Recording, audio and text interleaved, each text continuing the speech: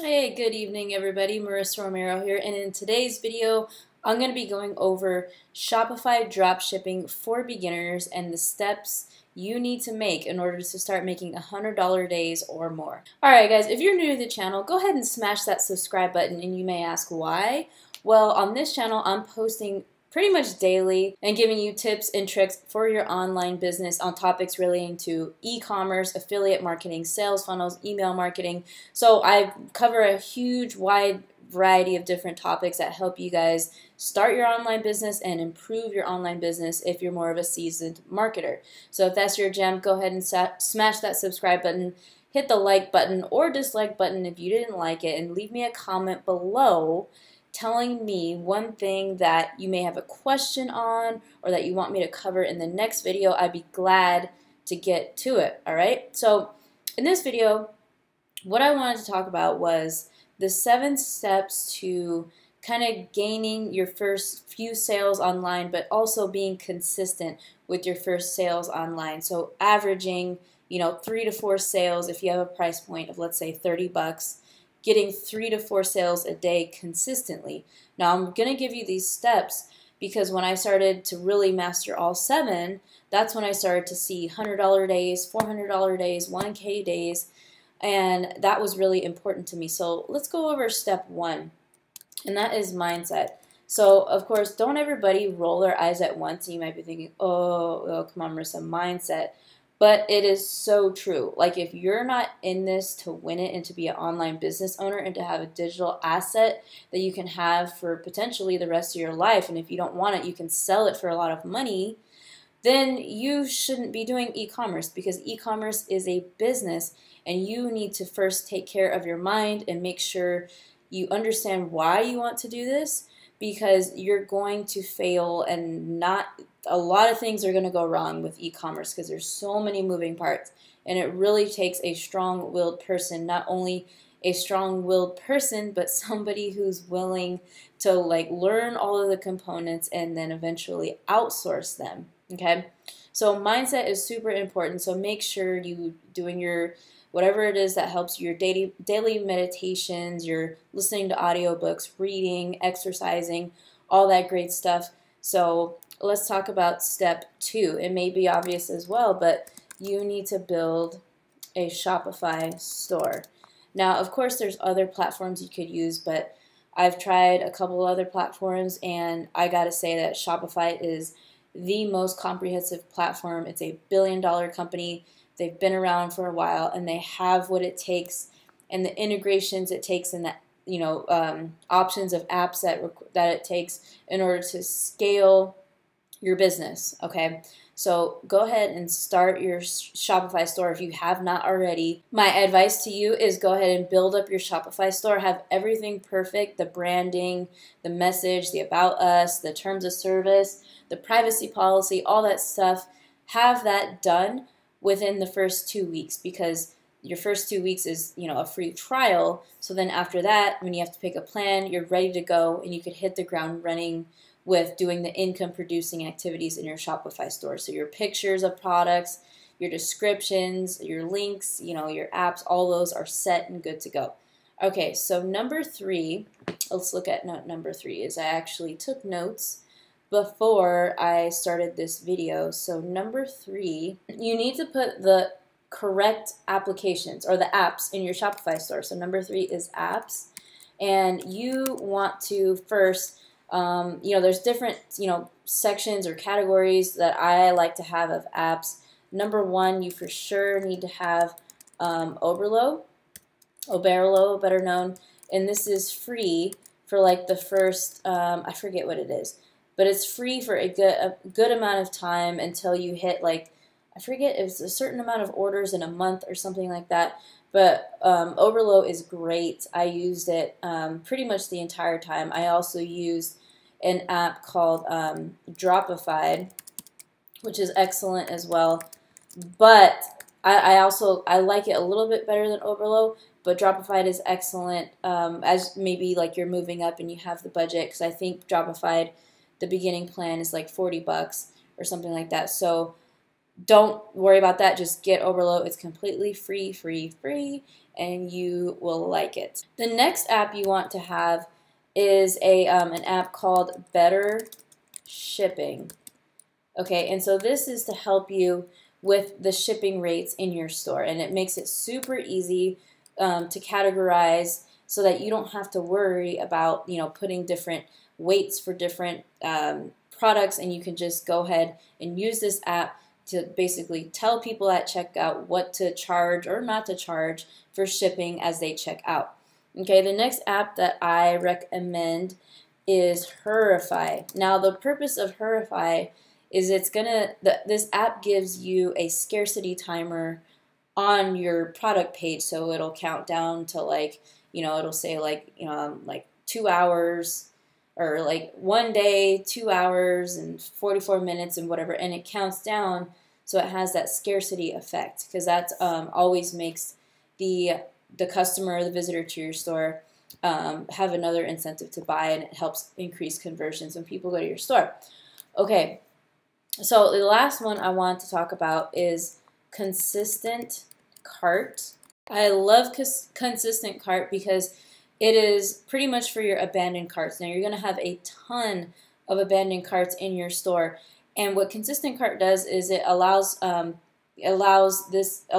you to follow up with people immediately via email, and it also allows them to send notifications to their computer. There's a setting for that. But like with email, for example, 3 hours after somebody abandons cart, they'll get a notification like, hey, you abandoned your cart, and it's all automated. So it'll say, you abandoned your butterfly necklace red, check out now, and it'll have different incentives. So it'll email them daily for like a week, and then after 2 weeks you can set it to emailing them every other day, and then like every 4 days. So the time frames get longer and longer, but somebody is going to be ready to buy that product, and it is an excellent tool to get those sales into your store so that you increase overall conversion. So it's really good, because we've all been there. We've all been shopping online. Something happens and we leave the abandoned cart. So with that, it'll definitely help. Okay, another one is you need to have a store domain. I use GoDaddy, but you can use HostGator. You can use whatever email hosting service or domain hosting service you want.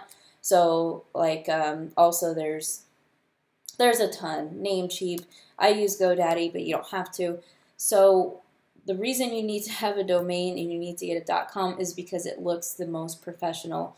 If you have to, get a .co, but don't go beyond that and getting a .org or .net. It just doesn't look good, and for branding purposes, it's not as clean. And if you say you're trying to sell your store later, it's going to look much better and sell faster with a .com. Okay, so step 5 is to do product research, and to pick product research /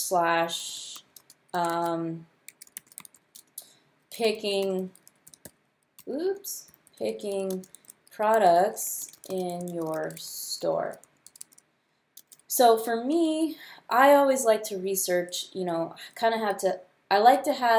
tell people when you begin your store, have a minimum of 10 products. Now, people tell you different things, but I like to have a minimum of 10 products, because any less than that, it just doesn't look right. Because any less than 10, the few percentage of people that do explore the store, they're going to be like, what the heck, there's no other products in this store. And I also recommend 10 because you'll be able to have related products at the bottom of your page, so that way people can, when they're if they're looking at your product page on mobile, they'll be able to scroll, and when they get to the bottom, they'll be able to see the different products that are related to the product that they're looking at. So it's really nice. Minimum, geez, I don't know how to spell. So research products. Okay. So make sure you know how to do product research, you know how to do reverse engineering on Facebook, and so that is an important step. Now, step 6 is marketing. So you have to, with Shopify, with affiliate marketing, anything you're doing online, you have to know how to be a good marketer. So that means getting inside of the customer or visitor that is going to your store and knowing what they would want. So this includes stuff like copy and selecting product images and what else? Just kind of scarcity tactics and that type of thing. So this is like the stuff that's seen on your ad, the stuff that's seen on your ad and that type of thing, because you need to be able to relate to your niche. You need to be able to know at least a little bit and be somewhat familiar with the audience who likes the product of whatever niche it is you're marketing to. Okay, so that is really important. And this step 7 is advertising, which is not the same as marketing. So this is like your Facebook ads piece of the whole thing. So you need to become well versed and skilled, you know, with Facebook ads or Google ads. Google ads is a good one, but obviously everyone starts with Facebook, and you need to be well versed with targeting. And this is what really helped me in gaining those $100 days is targeting. Also, data analysis. Jeez, I'm sorry, everybody. Data analysis, scaling, look-alikes, custom audiences, and the list goes on. So these components are crucial to your business, and you need to get good at all of them pretty much before you outsource them, because you need to be able to teach whatever it is you're doing, okay, to whatever employees that you hire. So let's take a look at this one Facebook ad example. And what I'm going to do is I'm going to give you a live demonstration of how specific you may need to get with your targeting, because once I started to realize that you need to, then my Facebook ads performance improved a lot. There's several approaches to Facebook ads and e-commerce in general, but what I do and what's worked for me is I've always stuck to engagement and conversions, and pretty much 95% of the time I start with conversions, because at the end of the day, what is your end goal? It's making sales, okay? And so I'll name the ad set. I'm not going to get into that right now, but I go straight for the purchase. Let's see, purchase. I have different, here we go. So I go straight for the purchase, and let's say we are in the dog lover niche. So what I would do, let's say I'm targeting the US, I'm leaving it wide open as far as age and gender. English, I don't narrow it down to English because it's the US. But what you want to do is you want to look up societies. You want to look up different breeds of dogs. So you want to have target interests of small dogs, big dogs, animal societies, fan pages, and you want to group those subcategories in that one big category together, but you want to put them in different ad sets. So like your little dogs are going to go in one ad set. So this is an ad set right here. So you're going to have your little dogs. So what's a little dog? Wiener dog? Wiener dog? Okay, I messed up. Dachshund. Okay, so we'll pick this breed, and then we come to suggestions, and it gives you more suggestions of all types of stuff. So we're going to look for other breeds of small dogs. That's it. So these are all smaller dogs, and we're just going to keep going. Poodles, that's kind of small, but not really. Boston Terrier, small enough. Chihuahua, where's Chihuahua? Where did it go? Chihuahua, and let's just say French Bulldog. I'm kind of just shooting from the hip here. So what you would do is you would launch this ad, and I think $5 ads are okay. So of course, next you want to edit the placement. You always want to make sure you're either doing Facebook or Instagram, never both on the same ad set. So you want to make sure everything else is unchecked besides Facebook feeds. And so this is all going to be unchecked. And all mobile devices, that's fine. Daily budget, I like to start between $5 to $10, but feel free to start at $5 a day. I always like to launch my ads at midnight.